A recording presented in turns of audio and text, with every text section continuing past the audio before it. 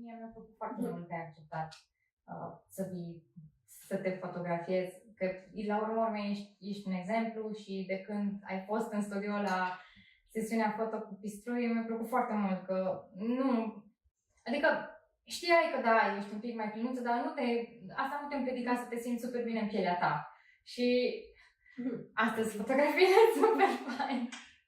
Eu m-am simțit cea mai fericită că mi-ai propus atunci să facem și o ședință de budoar, pentru că de mult timp visez la așa ceva, dar nu am avut curaj, știi? Și cred că trebuie să întâlnești și omul potrivit în care să simți că poți să ai o încredere, știi? Că cu tine totul merge natural, știi? Da.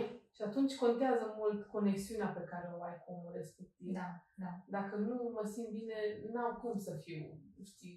Poate mă frustrez, poate, nu știu, sunt diferită, dar așa mi-e atât de drag de tine și tot ce faci tu, n-ai cum, nu poți să nu mă simt bine. Da, ai avut încrederea asta așa din totdeauna sau nu, cum a fost? Nu, la cum mine, ai dobândit-o? Cred că, bine, eu toată viața am fost o tipă mai solidă, ca să spun așa. Și eram evident comparată cu alte fete de respectiva că e mai slăbuță și nu știu ce, dar mi-a trebuit foarte mult timp să-mi dau seama că fiecare femeie are conformația ei.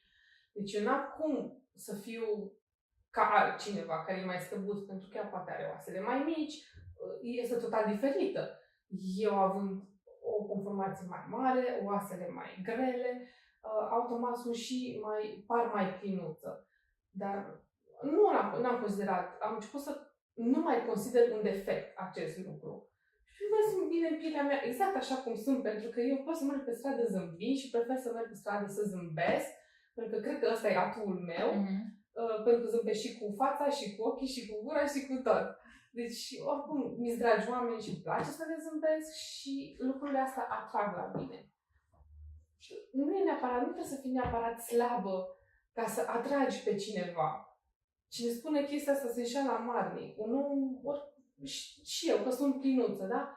Asta nu m-a împiedicat pe mine să fac o familie. Nu m-a împiedicat să găsesc jumătatea. Soțul meu mă iubește exact așa cum sunt. Oarecum așa m-a cunoscut. Bine, acum și după o sarcină și după niște ani puțin mai grei, în care poate am lăsat pe alții să-mi zică ceea ce eu sunt. Și acum, fiind singură și făcând eu lucrul ce iubesc cel mai mult, să prăjiturez, mi-am dat seama de valoarea mea. Fiind singură, zici că lucrezi pentru tine. Efectiv, nu mai lucrezi într-un colectiv care nu te apreciază, care...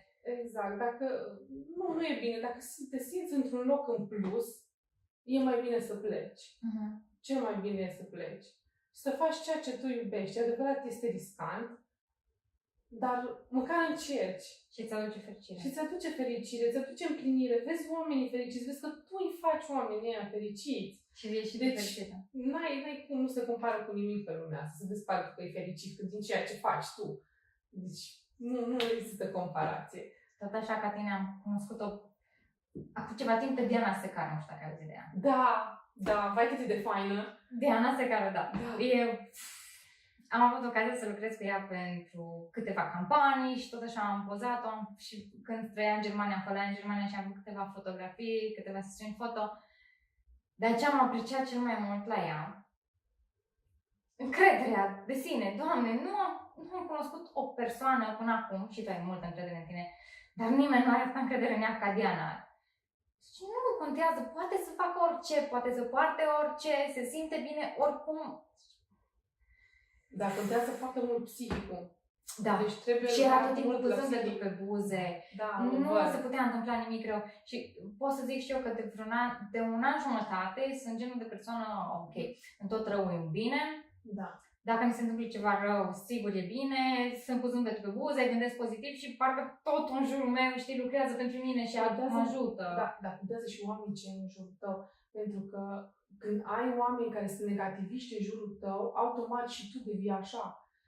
Când te desparți de lucrurile astea și poate ai noroc să dai de niște oameni foarte ok. De exemplu, eu am cunoscut o femeie extraordinară. Deci ea tot așa, e tot timpul zâmbet pe buze, tot timpul suntem foarte asemănătoare, avem lucruri foarte multe în comun, întâmplări comune și mă văd pe mine în ea. Și mi-am dat seama că, măi, eu nu sunt așa cum ori zis alții, știi? Nu. Am antrenorul meu, da, pentru că din cauza anumitor că am o operație la picior, la genunchi și pentru asta, da, trebuie să slăbesc pentru că nu vreau să am alte probleme mai mari la genunchi. Trebuie să slăbesc și mi-am luat un antrenor. Deci nu pot să spun omul ăsta cât bine psihic îmi face. Deci de drag mă duc la sală, de drag comunic cu el, m-am atașat enorm de el. Deci nu l-aș lăsa pentru nimic în lume, în sensul ăsta. Știi? Adică tot timpul zice, ești foarte bună în ceea ce faci și când fac sport îmi zice foarte bine, ești perfect, faci totul foarte bine, automat și ție îți ridică moralul foarte mult. Multe podcasturi am ascultat datorită lui ca să-mi dau seama de anumite probleme ce le aveam, de gândirea mea, de că mă simțeam că eu nu sunt bună, că eu nu fac, că... Nu e așa, e totul în mintea noastră și poate și cum crește. Să ne gândim foarte mult și în spate ce trecut avem, de unde vin toate durerile astea și toate simțirile că nu ne simțim capabili să facem ceva.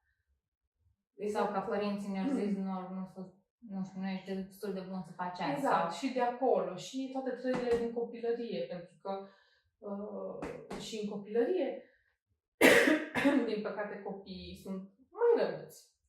Da. Și jignesc. Și am avut parte de așa ceva. De jigniri la faptul că sunt mai plinuță față de celelalte. Dar tot timpul am considerat, așa. Și eu am alte aturi. Fiecare femeie este frumoasă în felul ei. Deci chiar, la urma urmei, o femeie poate să aibă sufletul frumos, să aibă niște talente minunate. Poate să aibă ochi frumoși, buze frumoase, orice altceva ce poate să atragă. Da, eu cred că dacă... Prea mult societatea asta se concentrează pe ideea că femeia trebuie să fie slabă. Nu, femeia trebuie să fie frumoasă exact cum este ea. Și dacă tu ca femeie te simți bine mai plinuță, că eu mă simt bine mai plinuță, dacă trebuie să slăbesc pentru că nu pot cu genunchiul după aia, ce fac? Nu mă mai mișc? Adică am o familie care depinde și de mine, nu un copil. Că dacă ar fi după mine asta așa, mă simt foarte bine. Și îmi place de mine așa cu forme. Nu, nici nu m-aș vedea altfel, că eu dacă slăbesc foarte mult mi se văd oasele peste tot, adică, deci e horror. Nu, n-aș putea. Mi-e suficient să ajung la anumite kilograme unde eu mă simt bine, să știu că nu stau hainele pe mine ca pe un numeraș. Și mi este suficient. Mie mi-ar plăcea ca mai multe femei să gândească așa. Adică în studioul meu și prin proiectul cu pistrui, presărate cu pistrui, cred că 85% dintre femeile care au intrat în studio mi-au spus că au făcut poze de 2 ori în viața lor. O sesiune foto de 2 ori în viața lor. La sfârșit de clasa 12-a și la nuntă. Și de atunci nu am mai făcut o fotografie și faptul că toate au venit nemachiate, asta le-am cerut să vină nemachiate, poate doar cu rimel, și că intram în studio și îmi ziceau, mamă, eu nu sunt frumoasă, eu nu știu să pozez, eu nu dau bine pe cameră, mai sunt și nemachiat, acum o să arăt foarte urât. Și pe parcursul sesiunii foto, că ai fost și tu, arătam la fiecare cum a arătat și pot să zic că toată lumea a plecat cu zâmbetul pe buze și cu reacții, asta sunt eu, atât de bine arăt eu. Și pentru că nimeni avem nevoie de mai mulți oameni din jurul nostru să ne spună cât suntem de valoroase, exact, de frumoase. Exact. Toate suntem frumoase. Și să nu simți nevoia să te schimbi. Da. Nu, niciodată. Dar nu e normal să te schimbi tu pentru cineva. Da. Nu, de ce să mă schimb? Dacă mă accepti așa cum sunt, bine. Dacă nu, ești liberă să-ți cauți altceva. Da, corect. Pentru că deci să zici că până la 18 ani îți formezi caracterul. După 18 ani nu mai poți. Rămâi așa cum ești. Și fizic vin tot felul de schimbări.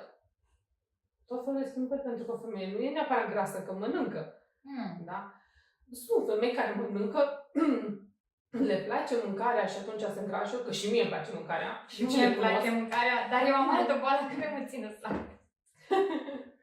Da. Vezi, deci nu se poate. Ori ești bolnav, poate ai o problemă cu glanda tiroidă, poate, nu știu, pur și simplu nu poți tu să slăbești, nu știu, nu ai găsit încă metoda eficientă pentru tine să slăbești. Sunt N diete care și dacă îți găsesc sfatul unul și azi e o dietă, mâine o dietă, apoi mâine altă dietă și astea aduc la o îngrășare.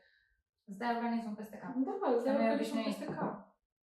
Sunt multe lucruri, dar oamenii tind să zic că ia uite și pe asta, îți dă vina pe glandă. Păi nu chiar așa, poate nu e glandă, poate are, de exemplu, poți să ai ovare micropolichistice. De acolo, iară, sunt multe efecte de la boala asta. Da. Oricum, important este să te simți tu bine în pielea ta. Că dacă tu te simți bine în pielea ta, faci lucrurile pentru tine, dacă tu consideri că e nevoie să faci o schimbare, o să faci, dacă nu, exact. o să te simți bine așa. Încrederea se vede și o simt și cei din jur. Da. În momentul în care intri undeva, că e un magazin, că e un salon sau oriunde, toată lumea își îndreaptă privirile spre tine pentru nu trebuie să se simtă niciuna stânjenită că vai se uită la mine că sunt mai plinuță sau nu știu ce, nu, se poate se uită la tine pentru încrederea ce o ai, pentru zâmbetul și privirea ta, pentru asta și te admiră, pentru că am avut o vreme că am gândit așa, ca să aflu ulterior că de fapt oamenii de asta se uitau la mine pentru că le plăcea de mine, le eram efectiv dragă de cum intram în încăpere, știi? Și e minunat să zică cineva, vai că ești frumoasă, știi? Sau, vai, dar ce frumos și ai, sau, știi? Deci rămâi așa, serios, știi? Cred că avem noi problema asta că dacă cineva se uită la noi, sigur se gândește, sigur am ceva pe mine sau sigur nu arăt bine sau sigur ceva se întâmplă, de aia se uită la mine, că alt motiv nu are să uite. Dar nu e așa. Da. Poate se uită din admirație și nu știe cum se uită. De multe ori, unii mai uită să se uite. se uită și nu-și dau seama că de fapt se cam holbează, dar poate fi și din admirație, nu doar că fiți doamne câteva kilograme în plus. Diana zicea o chestie, chiar zilele trecute, eu mă uit pe Insta-story-urile ei, are niște povești de viață așa de faine și tot timpul zicea pe aici, dacă îți pui un zâmbet pe buze, zice, îți garantez eu că oriunde intri și oricât de răutăcioasă ar fi persoana respectivă și vrea să zică ceva să ia de tine, nu o să îndrăznească. Pentru că tu îi dai în schimb bunătate. Nu o să poată să-ți dea rău, să te lovească. Exact. Și dacă o faci și tu continui să zâmbești, el o să se simtă doar mai frustrat, tu o să te simți tot mai bine. Da, exact. E o alegere chestia asta. E o alegere. De aceea, ce mai bine, tot timpul cu zâmbetul pe buze, oricât de greu ar fi, pentru că e adevărat, sunt momente grele în viața noastră, dar trebuie să le facem față cu zâmbete. Multe zâmbete și încredere în sine. Eu mă simt fericită pentru așa cum sunt. Și cu familia mea, și cu ceea ce fac eu, părerea mea, că toată lumea trebuie să facă exact, și dacă se poate, bineînțeles, ceea ce iubește să facă. Ca să poate fi fericit, să poate să-și îndeplinească niște vise, nu stai închis într-un loc unde tu nu ești bine, cu atât te afunzi mai tare și cu atât devii mai frustrat, mai supărat, mai nemulțumit de tine. Și pentru ce? Când viața asta e atât de scurtă. Că nu știi niciodată. Deci, mai ales în ziua de azi, la câte se întâmplă, pentru ce? Să ne gândim cam 200 de kg, bine, 200. Dar zic așa, nu văd sensul. Ca să mă stresez o viață că sunt mai plinuță. Nu, domnule, mă duc pe stradă așa cum sunt. Nu trebuie să mă placă toată lumea. Chiar nu trebuie să mă placă toată lumea. Nici eu nu trebuie să plac pe toată lumea. Corect. Și oricum atragem, cel mai mult atragem oamenii care sunt ca noi. Ca și caracter. Așa că pentru ce contează restul? Nu contează. Că treci pe stradă și zice unul că vai, că cât ești de plinuță. Așa și? Ce nu să-ți vină părerea ta? Important e că mă simt bine așa cum sunt. Exact. Asta e ceva.